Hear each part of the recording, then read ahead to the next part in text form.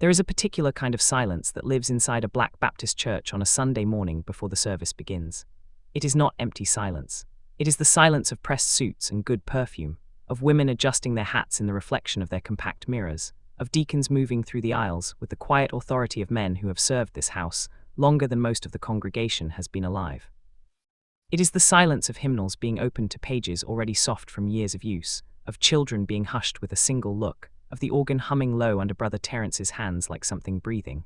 I grew up inside that silence. I learned to love God inside that silence, and for 31 years, that silence felt like the safest place I had ever known. My name is Marcus Dion Ellis. I was born in Birmingham, Alabama, on a Tuesday in late October, during a thunderstorm that my grandmother always said was God announcing something. I don't know what he was announcing. Maybe he already knew what my life was going to cost me. Maybe the thunder was a warning. Or maybe it was just a storm, and I am the kind of man who has spent his entire life searching for divine meaning in ordinary things, because the church taught me that everything meant something, that nothing was accidental, that God's hand was in every detail, every closed door, every heartbreak, every blessing. I believed that with everything I had. I still believe parts of it, even now, even after everything that happened in that sanctuary on the third Sunday of March, in the 51st year of my life. But I am getting ahead of myself.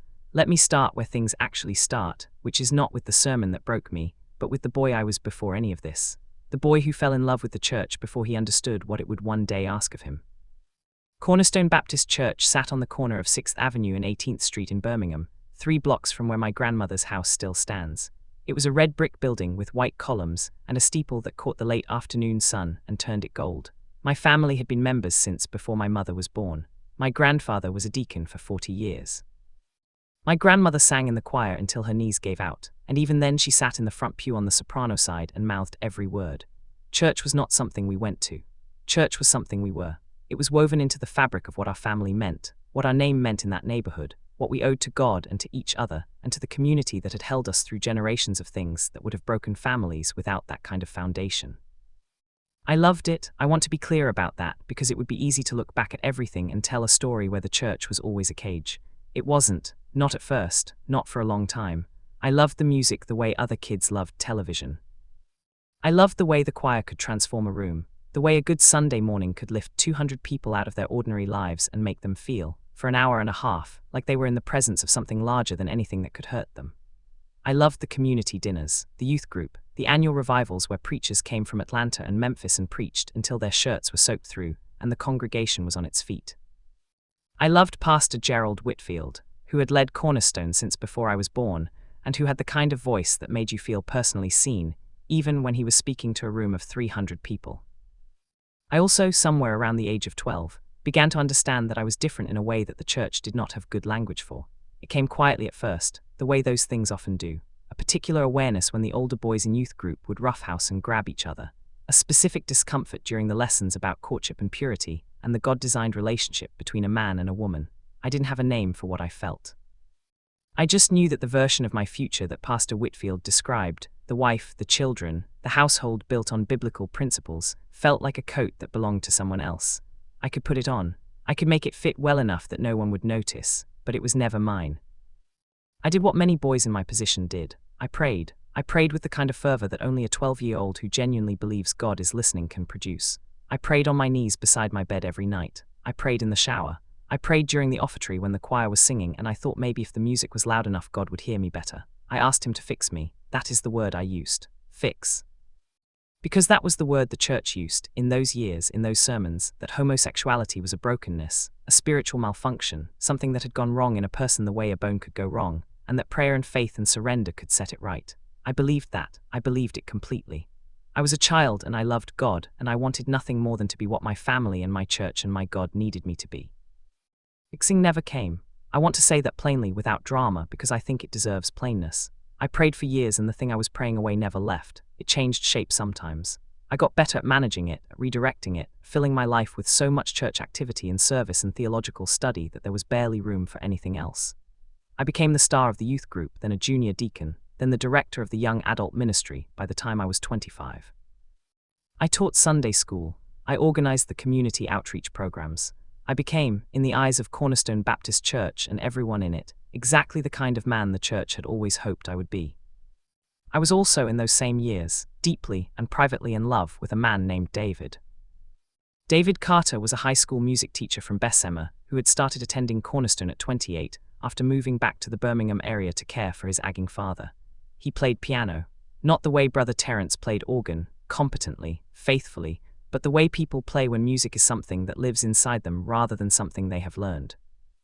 He would sit at the upright in the fellowship hall, sometimes after services, and play things that weren't hymns, jazz runs and gospel riffs that blurred together into something that felt like both and neither. I used to find reasons to stay late just to hear him. We became friends first. That is always how it happens, I think, when two people are carrying something they can't say out loud. You build the friendship as a container for everything you can't name. We had dinner together, studied scripture together, drove to Atlanta once for a conference, and talked for the entire 6-hour round trip about theology and music and our families and everything except the thing that was actually happening between us. We were careful. We were always careful. Cornerstone was a small world, and small worlds notice everything. It was David who finally said it, 3 years into our friendship, in his kitchen on a Wednesday evening after a prayer meeting, when the night was dark enough and the house was quiet enough that the words seemed to come from somewhere outside ordinary life. He said he thought he was in love with me. He said it like a confession, like something he'd been carrying for too long and had finally had to put down. He said it, and then he looked at me with an expression I had never seen on a grown man's face before, terror and relief, simultaneously, like someone who has jumped from a height and doesn't yet know if they will land safely. I told him I knew. I told him I had known for a long time. I told him I was in love with him too, and that I didn't know what to do about it, and that I was afraid. He said he was afraid too. We sat at his kitchen table for what felt like a very long time, and were honest with each other, in a way that I had never been honest with another human being in my entire life. And it was the most terrifying and the most sacred thing I had ever experienced. And I left that night not knowing what we were and not knowing what we would become, but knowing with absolute certainty that something in me had changed permanently. We loved each other quietly for 7 years. I know how that sounds. 7 years is a long time. It is a long time to be hidden, a long time to exist in the margins of your own life, a long time to watch other people in your church stand at the altar and make vows in front of God and everyone while you sit in a pew and smile and mean the congratulations you offer but carry inside your chest a grief you cannot explain to anyone. We were careful because we had to be. We both knew what exposure would cost. This was not abstract. We had both watched it happen to others, a man in the choir who was asked to step down after rumors started, a woman in the women's ministry who stopped coming to church entirely after her secret relationship became known. The church did not announce these departures. It simply absorbed them the way a body absorbs a small wound, quietly, without ceremony, and continued. David struggled with it more than I did, or differently. He had grown up in a more progressive family, had a sister in California who knew about him and accepted him completely, had a relationship with God that he experienced as more personal than institutional. He wanted to leave Cornerstone. Not God, he always said. Never God, but the church, the specific container of this specific church with its specific positions. He wanted to find a congregation that could hold all of him. I understood that, I believed he deserved that, but I could not follow him there, not then. Cornerstone was not just where I worshipped, it was my family's legacy. It was my grandmother's church. It was the community that had fed us and mourned with us and celebrated with us for 3 generations. Leaving it felt like a kind of death I wasn't ready for. This was the thing that finally separated us. Not scandal, not discovery, just the slow, quiet incompatibility of 2 people who loved each other and wanted different things from their lives. David left Cornerstone in 2019. He found a church in Homewood, affirming, multiracial, full of people who were building their faith around inclusion rather than exclusion. He sent me a text about it on a Sunday morning, said it felt like breathing for the first time. I sat in my pew at Cornerstone during that same service, and sang the hymns, and passed the offering plate and smiled at everyone, and felt the loss of him like a physical thing, like something had been removed from my body without anesthesia. We stayed close in the way that people stay close when love has become friendship because it had no other option. We talked on the phone, we had lunch sometimes. He was happy, genuinely and visibly happy in a way that I think he had not allowed himself to be for years. I was glad for him. I was also, if I am being completely honest, envious in a way that I had to take to God on my knees because I didn't know where else to put it. I stayed at Cornerstone. I stayed because I told myself I was called there. I stayed because my grandmother was still alive and still in that front pew every Sunday, and the sight of me in my seat 2 rows back gave her a joy that I could not take from her. I stayed because I had built my entire adult identity around this community, and I did not know who Marcus Ellis was without it. I stayed because I was afraid, and fear is a very efficient jailer. Pastor Whitfield retired in 2021. He was 74 years old and had given 50 years to that pulpit, and his retirement was celebrated with the kind of ceremony that Cornerstone did exceptionally well: the testimony service, the dinner, the video montage, the tears. I cried too. He had been my pastor since I was 3 years old. I loved him genuinely and without complication, even knowing what he had preached, even knowing what his theology had cost me. That is a complicated thing to hold, and I have held it for a long time. The new pastor was a man named Reverend James Beaumont, 43 years old, Birmingham born, educated at Morehouse and then at a seminary in Virginia. He came with credentials and energy and a reputation for church growth. He was dynamic in the pulpit. He was charismatic in a way that felt modern without feeling like he had abandoned the tradition. The congregation embraced him quickly. I embraced him quickly. I told myself this was a new chapter, that maybe the church would continue to grow in the direction of grace, that maybe things would be different. For 2 years they mostly were. Reverend Beaumont preached on poverty and justice and the legacy of the civil rights movement in ways that felt alive and urgent. He expanded the outreach programs. He brought in younger families. He didn't preach on homosexuality, not explicitly, and I told myself that his silence on the subject was a kind of mercy, or maybe even a kind of evolution. I let myself hope. That is the thing about hope in an institution you love. It keeps returning in new forms, finding new reasons to persist, because giving it up entirely would require you to grieve something you have been inside your whole life, and that kind of grief is almost too large to contemplate. The third Sunday of March arrived the way most Sundays arrived. I woke early, dressed carefully, drove to Cornerstone through the quiet Birmingham morning. My grandmother was already in her seat when I arrived. She was always already in her seat. Had been coming early for 60 years out of habit and devotion. I kissed her cheek and she patted my hand and told me I looked tired, and I said I was fine. I took my seat 2 rows back. The choir filed in. The service began. Reverend Beaumont preached that morning from the book of Romans, the first chapter. I knew those verses the way I knew my own heartbeat. I had heard them preached many times in my life. I had preached them to myself in my own private theology, had wrestled with them on my knees, had built elaborate theological frameworks trying to understand what they demanded of me. I thought I was ready for whatever he was going to say. I thought I had long since made my peace with the fact that this pulpit would occasionally direct its language in my direction without knowing it. I was not ready for what he actually said. He started where those sermons always start, with Paul's words about those who have exchanged natural relations for unnatural, with the language of Romans 1:26 and 27. I sat with my face composed, and my hands folded and breathed steadily, and told myself to listen with theological distance, the way I had learned to do over decades of practice. But then Reverend Beaumont stopped quoting scripture and began talking about the church's responsibility to its community, and his language shifted, and what came out of his mouth was not the abstract theological position I had always been able to endure. It was specific. It was pointed. He talked about men in the church who were living double lives. He used that phrase, double lives. He talked about men who stood in leadership and served on deacon boards and directed young adult ministries while privately indulging in what he called the spirit of perversion. He talked about these men as a threat to the spiritual health of the congregation. He talked about accountability and exposure and the church's duty to confront what it had, in his words, been too polite to name. He did not say my name. He did not need to. 3 people in that congregation who knew me well enough would have understood exactly who he was referring to. I could feel it in the quality of the silence around me, the specific way no one was looking in my direction, the particular stillness of people who are being careful not to react. I sat through the rest of that sermon in a condition I can only describe as a kind of internal disintegration. Something was breaking apart inside me slowly and quietly, the way ice breaks in early spring, not all at once, not with drama, but with an inevitability that cannot be stopped once it has begun. I had spent 31 years in this church. I had given this church everything I had: my time, my gifts, my service, my silence, my sacrifice. I had prayed in these pews. I had grieved in these pews. I had held my grandmother's hand in these pews when my grandfather's funeral service was conducted from that very pulpit. I had loved God with everything I had inside this building for more than 3 decades, and I was sitting here now while a man from this pulpit named me as a disease. The service ended. People stood. People spoke to each other. Several people spoke to me the way they always did, and I responded the way I always did, and I do not remember a single word any of us said. I remember helping my grandmother to her feet and walking with her to the parking lot and watching her sister load her into the car. I remember standing in the parking lot in the March sunlight for what might have been 5 minutes or 20. I remember the specific quality of the air that morning, cool and clean, smelling faintly of the magnolia trees that lined the side of the church property. I got in my car, I sat there, And then I did something I had not done in a very long time. I called David. He answered on the second ring. I heard his voice and something cracked open in my chest that I had been holding closed for years, and I said simply, "I need you to tell me where your church is."